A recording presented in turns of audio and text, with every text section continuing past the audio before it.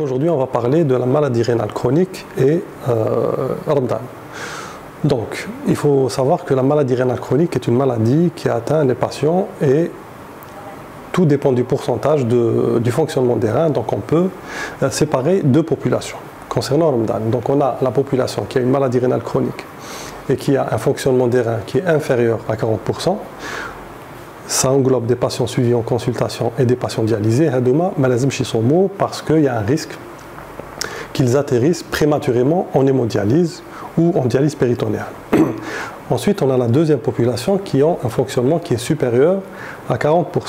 Cette population est sous certaines conditions.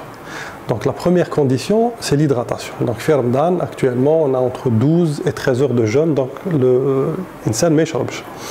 Donc pour cette population, les amis entre 1 litre et 1,5 litre d'eau, bin ftour ou sahar. Donc, et je précise de l'eau gazeuse sans sucre ou des tisanes sans sucre. Il ne faut pas que les boissons soient sucrées, c'est-à-dire concentrées, ça ne sert à rien. Ensuite, on a l'alimentation, le volet alimentaire.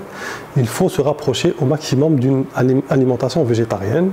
Donc, c'est une alimentation qui inclut des légumes, des fruits, des protéines végétales qui sont la dis, l'oubia, l'hmesa, etc., qui sont faciles à digérer et non inflammatoires pour le système digestif et les reins. Donc plus on va manger de viande, de produits donc protéinés animales, donc là ça va être inflammatoire pour les reins, c'est pas bon pour les reins et ça va être inflammatoire pour le système digestif et c'est difficile à digérer.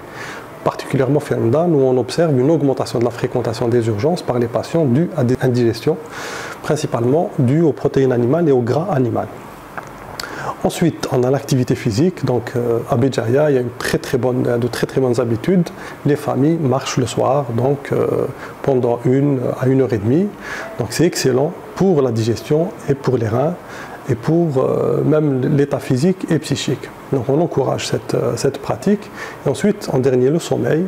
Donc il faut maintenir un sommeil le plus normal possible pendant Ramadan. Maintenant, si on n'arrive pas à faire une nuit complète et si on n'arrive pas à dormir après sahur, donc idéalement on compense avec une sieste pendant la journée. Et je vous dis encore une fois, Sahar Ramadan.